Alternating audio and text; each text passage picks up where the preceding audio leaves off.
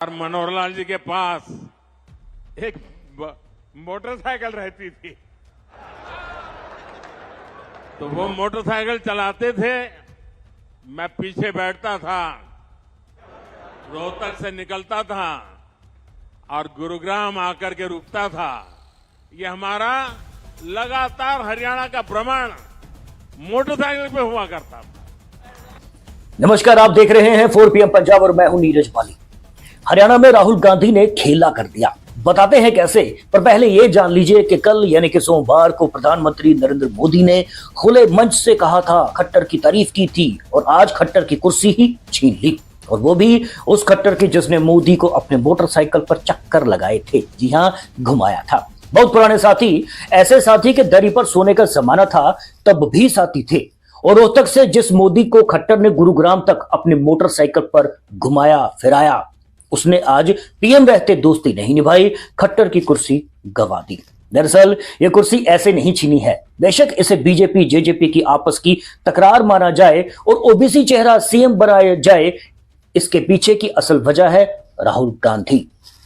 राहुल गांधी ने प्रधानमंत्री नरेंद्र मोदी को नकली ओबीसी क्या कहा कि मोदी की भाजपा जुगाड़ में लग गई कि इस निशाने पर लगे तीर का जवाब दिया कैसे जाए। बस तब से खेला शुरू हो गया। पहले मध्य प्रदेश में शिवराज सिंह चौहान का पत्ता कटा और एक अन्य ओबीसी को मुख्यमंत्री वहां पर बना दिया गया, और अब हरियाणा में मनोहर लाल खट्टर को कुर्सी से उतारा गया और ओबीसी चेहरा लोकसभा चुनाव से पहले लोगों के बीच में रख दिया गया। जी हां, ऐसे हुआ है ये खेला। दरअसल संक्षिप्त में कहें कि पीरियोडिक लेबर फोर्स सर्वे यानी PLFS के सर्वे के मुताबिक 2021 और 2022 में ओबीसी की आबादी 40% के आसपास होने का अनुमान है, और लोकसभा चुनाव का ट्रेंड भी बताता है कि 10 साल में बीजेपी के लिए ओबीसी वोटों का समर्थन दोगुना हो गया।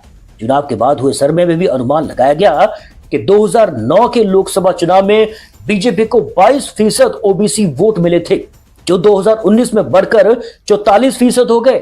और अब जब राहुल गांधी देश भर में ओबीसी को लेकर बयान पर बयान दे रहे हैं, सरकारी नौकरियों में आरक्षण की बात कर रहे हैं, तो सहमी हुई भाजपा को भी लगता होगा कि इस अस्त्र का कोई ब्रह्मास्त्र ढूंढा जाए, क्योंकि 2019 में मिला ये 44% ओबीसी वोट बैंक कहीं हाथ से खिसक न जाए। सो अब बस भाजपा ओबीसी वर्ग को लुभाने में ऐसी जुटी है। और वैसे भी हरियाणा में इसी साल विधानसभा चुनाव होने हैं, और लोकसभा चुनाव के बाद अक्टूबर नवंबर में यहां विधानसभा चुनाव हो सकते हैं किसी भी वक्त।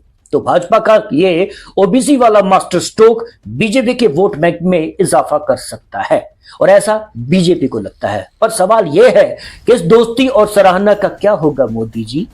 सरकार और विशेषकर मुख्यमंत्री मनोहर लाल जी को उनकी जो तत्परता रही है, मैं आज इसकी भी सराहना करूंगा।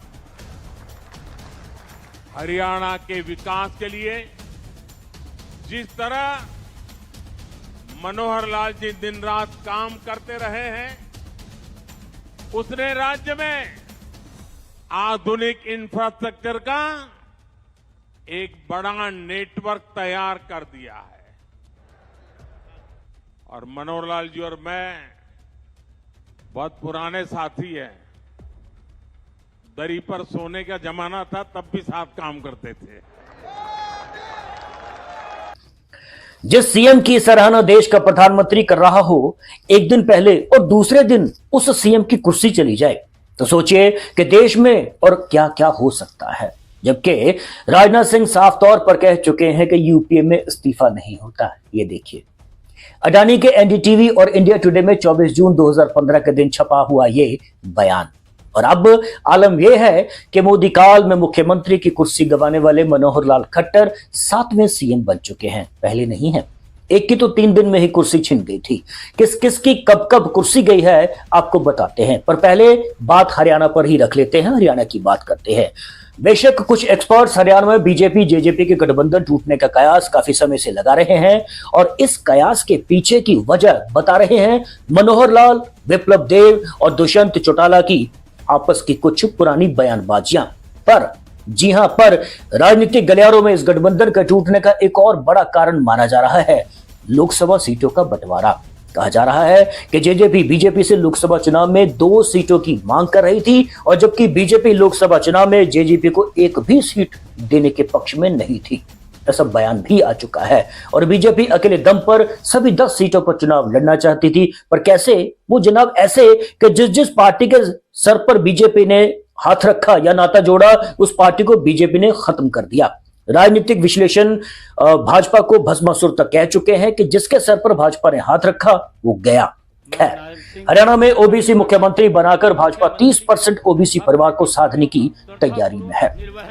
हालांकि हरियाणा में जातिगत जनगणना तो नहीं हुई है, लेकिन पिछले साल सरकार ने पीपीपी आधार पर वर्ग विशेष को लेकर 72 लाख परिवारों में 68 लाख के आंकड़े जारी किए थे और पिछले साल परिवार पहचान पत्र स्कीम के तहत सामान्य एससी, बीसी और बैकवर्ड क्लास के परिवारों के आंकड़े जरूर सामने आ चुके हैं। जी हां, हरियाणा में एससी व बीसी वर्ग करीब 51% है और पीपीपी के आधार पर प्रदेश की कुल संख्या 2,83,00,000 है और बीसीए वर्ग के लोगों की संख्या 47 लाख के पार है, जो कुल जनसंख्या का लगभग 17% है और इनके अलावा बीसी कैटेगरी की संख्या 37 लाख के पार है और यदि एससी वर्ग की बात करें तो यह कुल जनसंख्या का 5वां हिस्सा है। जी हां, लगभग 14% और हरियाणा में एससी वर्ग के लोगों की संख्या 58,61,131 के करीब है और कुल का लगभग 21% है। ऐसे में प्रदेश की कुल जनसंख्या का 5वां हिस्सा एससी वर्ग का है और आने वाले चुनावों में एससी व बीसी वर्ग का आंकड़ा देखते हुए ये साफ है कि दोनों ही साइडिंग फैक्टर साबित होंगे। जी हां, ये बड़ा दाव है।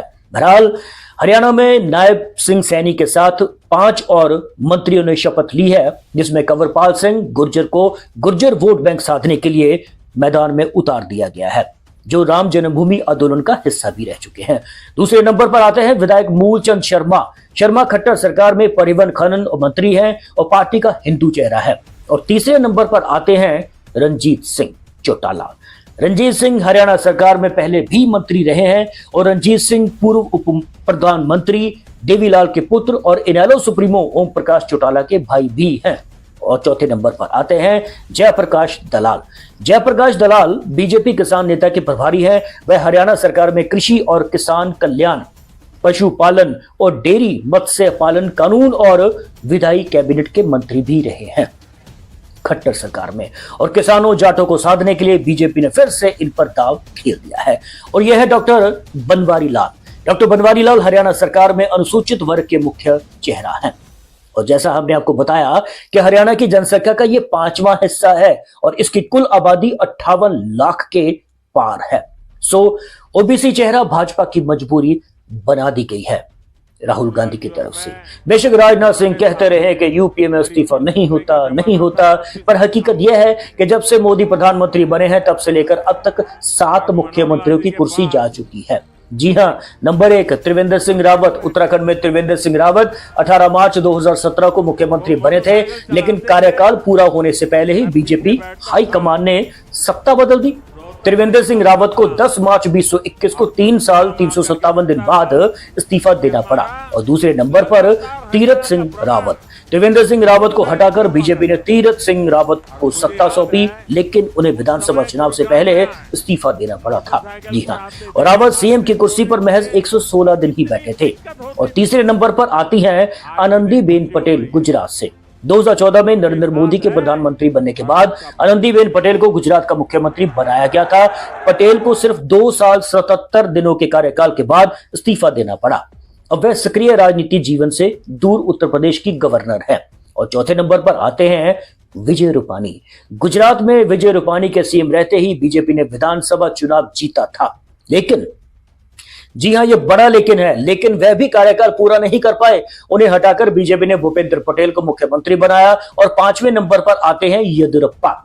कर्नाटक में साल 2018 के विधानसभा चुनाव में जीत हासिल करने के बाद बीजेपी ने बीएस येदियुरप्पा को मुख्यमंत्री बनाया था, लेकिन 3 ही दिन में उन्हें पद छोड़ना पड़ा। और 6ठे नंबर पर आते हैं देवेंद्र फडणवीस महाराष्ट्र से।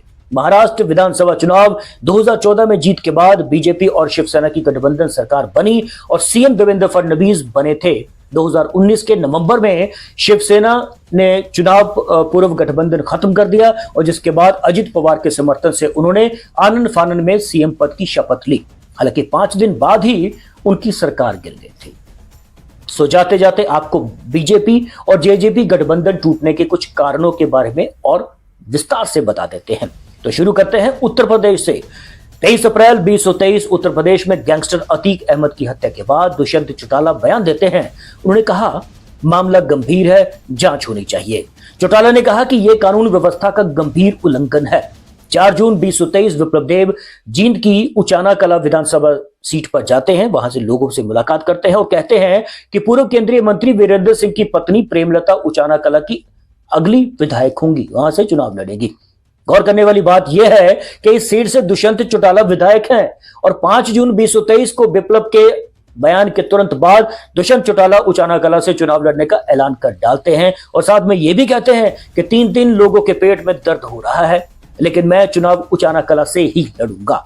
6 जून 2023 दुष्यंत के बयान के बाद विप्लव देव पलटवार भी करते हैं और कहते हैं कि गठबंधन करके जेजेपी ने कोई एहसान नहीं किया है। जेजेपी के महासचिव दिग्विजय चौटाला चंडीगढ़ में किसानों से मिलने जाते हैं और किसान उनसे नाराजगी जताते हैं कि हम आपसे नाराज हैं।